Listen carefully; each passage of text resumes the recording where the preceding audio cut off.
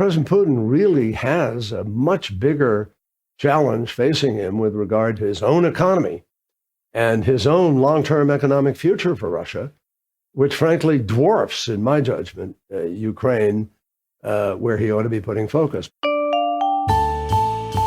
Hello and welcome to the GZERO World podcast. This is where you'll find extended versions of my interviews on public television. I'm Ian Bremmer, and today, Russia's invasion of Ukraine has begun. As Putin mounts a nationwide attack from land, air, sea, and digital space, we are watching a worst-case scenario play out in real time. It seems like a lifetime ago now, but just last weekend, I attended the Munich Security Conference alongside world leaders who were scrambling to avoid exactly this outcome. My conversations with them made clear that though the Ukrainian people will suffer immensely from Putin's war of choice, this is far more than a regional conflict. But while Russia's invasion of Ukraine is consuming the world's attention and will for some time, my guest this week argues that Russian President Vladimir Putin faces another critical long-term challenge to Russia's economy, one brought on by climate change. And so here is my conversation with U.S. climate envoy John Kerry.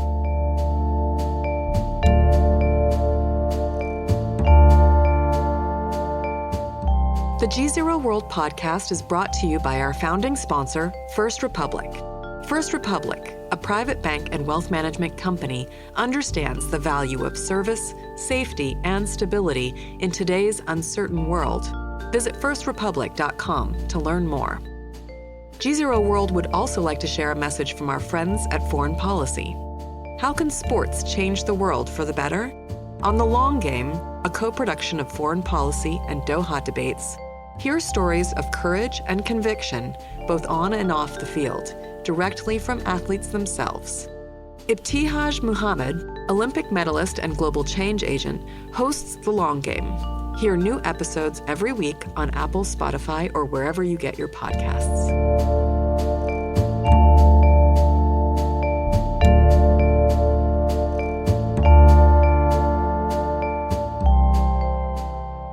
Secretary Kerry, so good to see you again. Happy to be here. Thank you. So as we're kicking off the Munich Security Conference, I guess the thing I want to start with, of course, is everyone is so incredibly distracted with the potential of direct confrontation with Russia over Ukraine. To what extent, if at all, is that a distraction in the meetings that you're having with heads of state, with principals, and trying to get, climate moving? Does it matter? Well, obviously, look, it goes without saying that critical principles and values are at risk and at stake in this. It's not a small confrontation in that regard. So obviously, I wouldn't call it distracting. Will it consume a certain amount of focus? Of course it will. Should.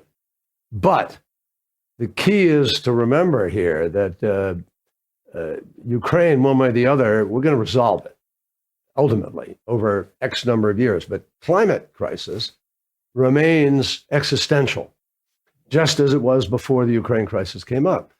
So if, in fact, President Putin decides to go into Ukraine, it's going to have monumental impact on the ability and willingness of people to do what's necessary, because prices are going to go up on fuel.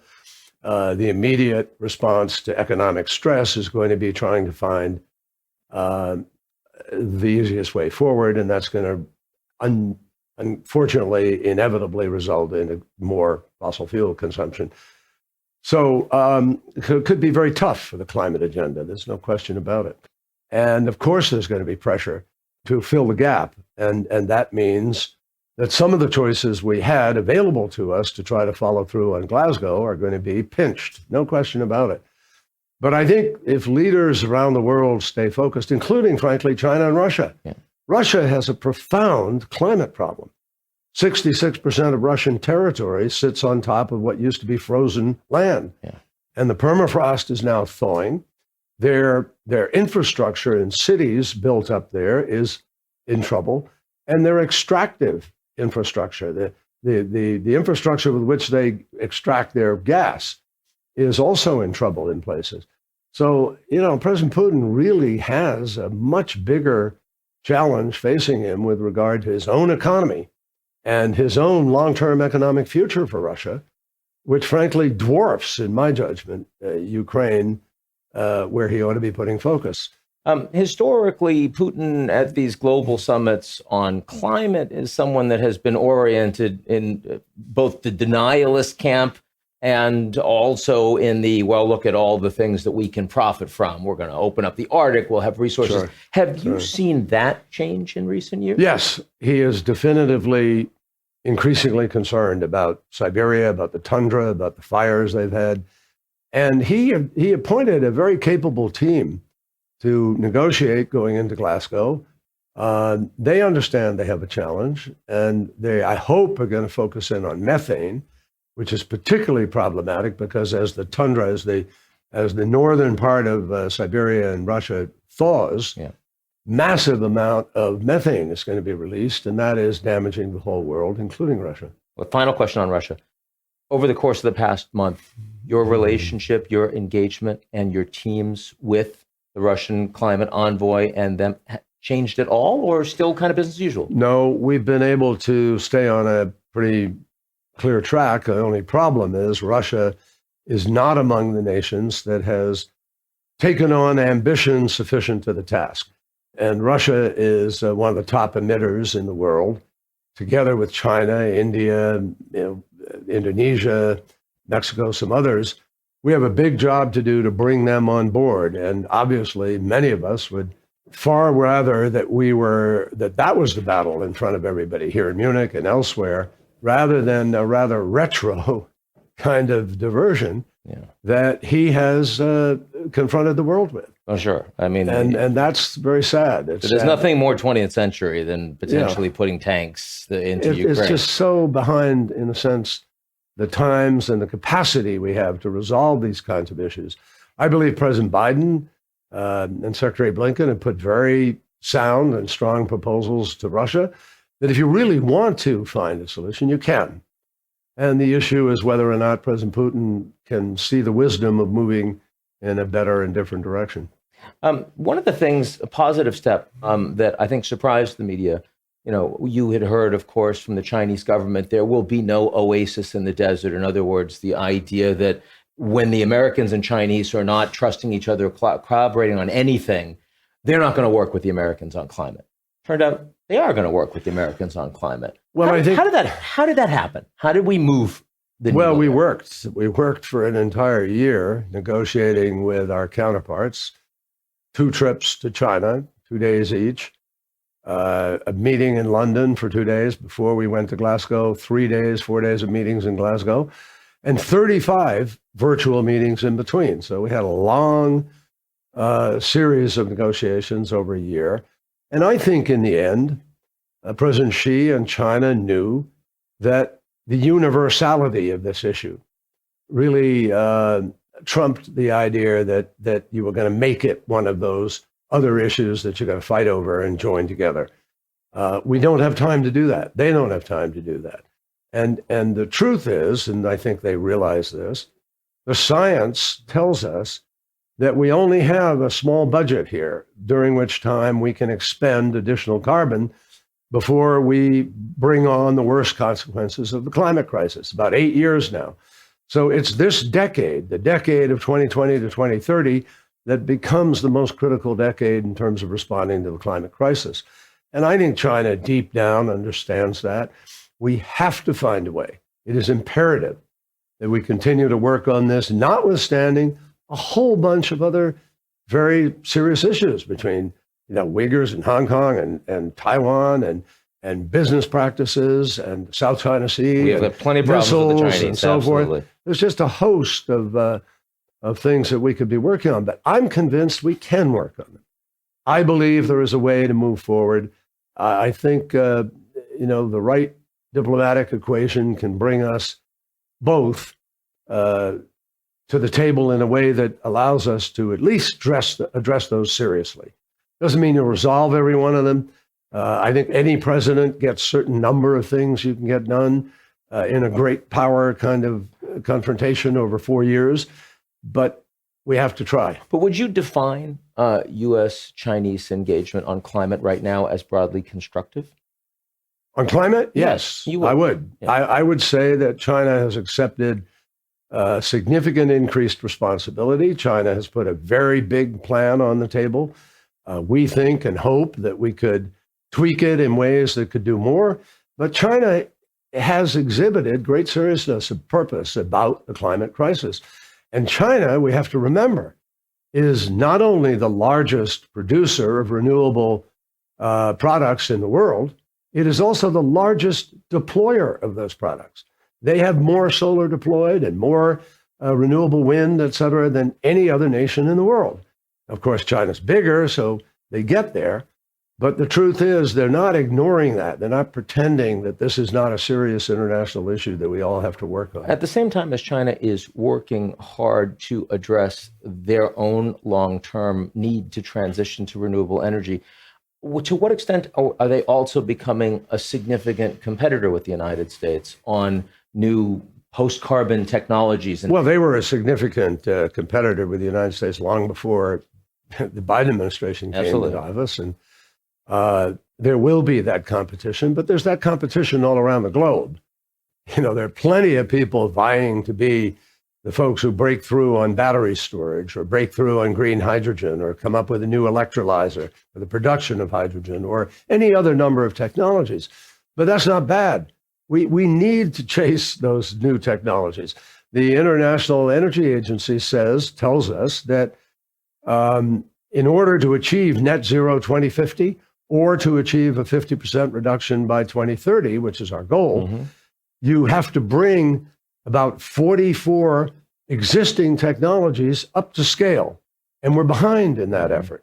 So I think our energies would be far better put to the task of competing effectively or working together in a consortium to actually join our scientific knowledge and capacities together to win this battle. That's the biggest thing we could do for mankind, humankind today. Does it worry you that in the opening of the Chinese Beijing Olympics, that Xi Jinping was talking to global leaders and saying, look, I don't think that the Americans are going to get there for net zero and 2050? Well, sure, it should concern everybody in the world. And I think the meeting that President Putin had with President Xi produced a document which is unlike any readout of a head of state meeting that I've seen in the last 25, 30 years or more. It's a very significant statement about their antipathy, their chafing under the liberal order of the West, and their sense that America's best moments have come and gone. They are genuinely attached to the narrative that this century will be the century of an authoritarian, different kind of governance.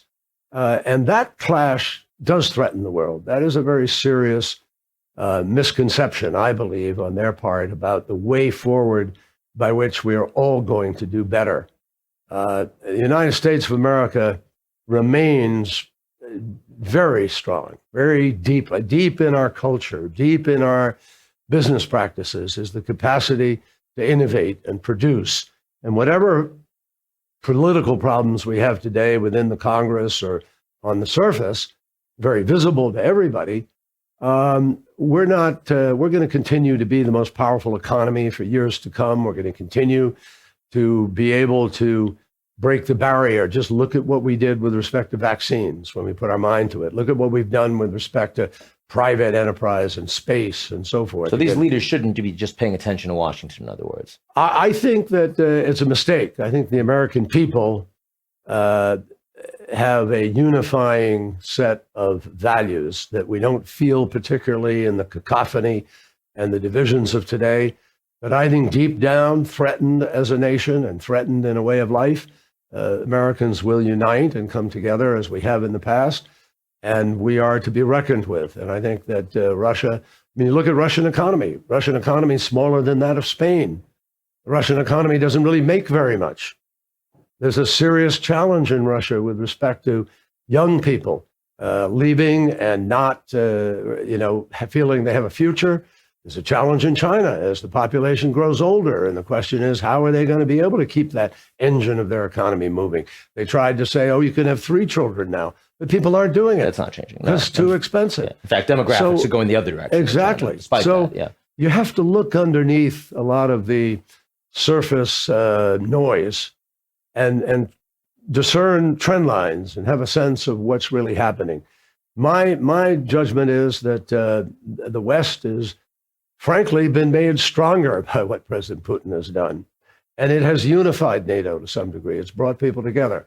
So now let's try to break down these sort of simplistic ways in which we kind of find the differences.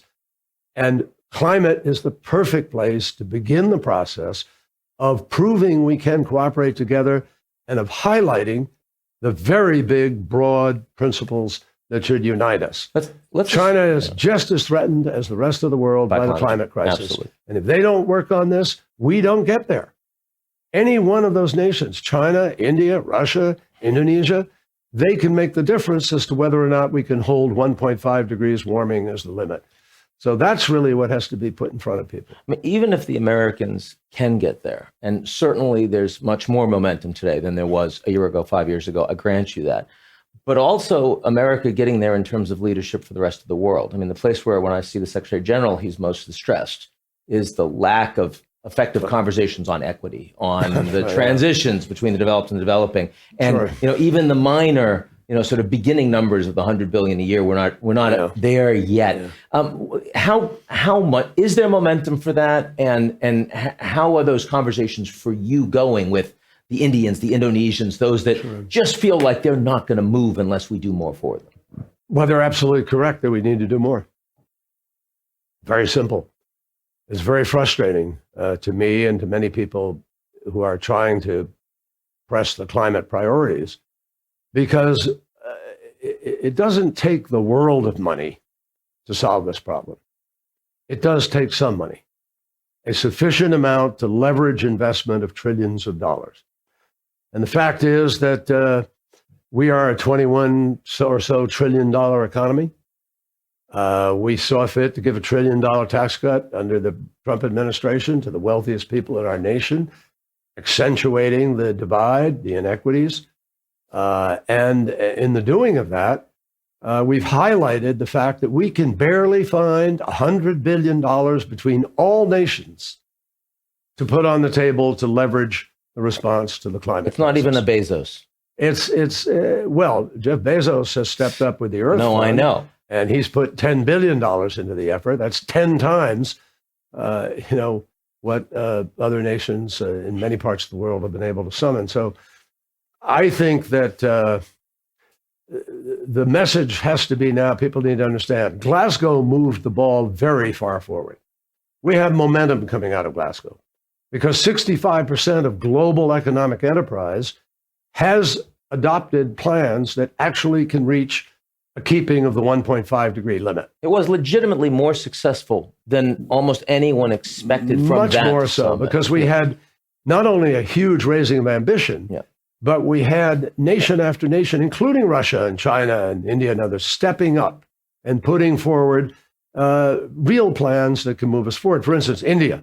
Prime Minister Modi has set a goal of deploying in the next 10 years 450 gigawatts of renewable energy. We're partnering with India to try to help make that happen. And we are prepared to bring finance and technology to the table to help do that, powerful as India is in its own efforts to do this. But if India does that, the significance is that India will be compliant with the effort to keep 1.5 degrees alive. So there are examples of the ways in which we can actually win this battle. Some people think, oh my God, climate crisis, there's no way we can do enough. There's no way we can do anything. That's not true. We actually can win the battle. And the IEA, the International Energy Agency, said that if you take all the promises put on the table, all the new programs, the First Movers Coalition, the deforestation initiatives, Bill Gates's initiative with UAE on agriculture, you put them all together, by 2050, the modeling says we would be at only 1.8 degrees of warming. I would not have believed that was possible before Glasgow. Mm-hmm. So I see that, I say 1.8, wow, that's with the promises we have achievable. Think of what we can do for 1.5 if we get 35% of the rest of the world to join us in that endeavor. So you actually believe the soft commitment of 1.5 degrees total warming before we sort of hit tipping point is still possible? It's a very difficult lift. Nobody should kid anybody about that. There are some scientists who will tell you we're already blowing past it. If we stay on the current course, where we are today, not what was promised, but where we are today, there's no way we keep it. We will blow through it on the current course. But the challenge to all of us, therefore, is not to stay on the current course, is to summon the effort between nations to come together and agree that we're going to work in a consortia in order to provide some of the solutions. We're going to help each other develop the supply chains. We're going to actually work in a cooperative way to win the battle. That is the test. And I think we have to break the mold. If we live the way we are doing right now, business as usual, fundamentally, with more gas and oil being pumped and being used, with people not moving sufficiently to the renewables that are available today, then we're in trouble. Deep, deep trouble. So last question for you. You said there are only so many things you can do in an administration. That's true for President Biden. It's true for Secretary Kerry. Yeah. If there's one, I mean, there are hundreds of things that are priorities for climate right now, but if there's one big thing that would make you more optimistic that you could accomplish while you're in your position as Special Envoy for Climate before the end of Biden's term, it would be what? Raise the mitigation efforts of those 35% of the nations that are still hanging outside because they believe they are entitled to what they call carbon space, that you can use more carbon despite what the science says because you're owed it, because you haven't been developing for as long. The truth is, you don't have to do that to develop. You can develop and keep a balance to your energy base by deploying huge amounts of renewable while we develop the technologies that will leapfrog so that at the end of the 10 years, when we have cut emissions by 50%, we still have the 1.5 degrees alive. We still have well below 2 degrees alive. Currently, we're on a track to blow through 2 degrees, let alone 1.5. So this is the urgency that people need to understand. The promises are fine, but they don't get the job done. It's the implementation that gets the job done. So we're working on something called implementation plus. You implement the promises you made, and you raise the ambition and raise the effort between nations, and then we have a fighting chance. And I think that's doable, and I hope and pray that we'll get there. Well, John Kerry, you've got a lot of meetings to make that happen, but thanks for kicking off Munich with me. Thank you. That's it for today's edition of the GZERO World podcast. Like what you've heard? Come check us out at gzeromedia.com and sign up for our newsletter, Signal.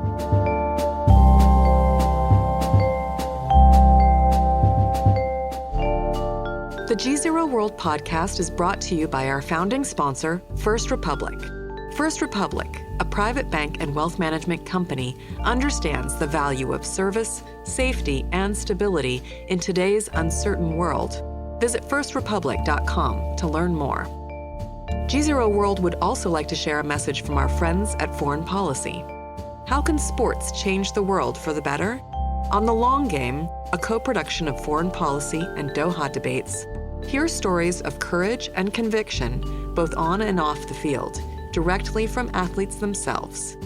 Ibtihaj Muhammad, Olympic medalist and global change agent, hosts The Long Game. Hear new episodes every week on Apple, Spotify, or wherever you get your podcasts.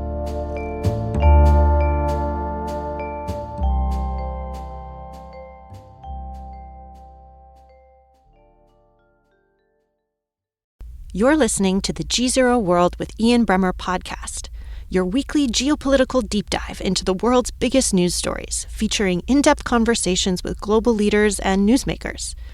To get more of GZERO's insights on global politics every morning, sign up for our free newsletter, GZERO Daily, at gzeromedia.com.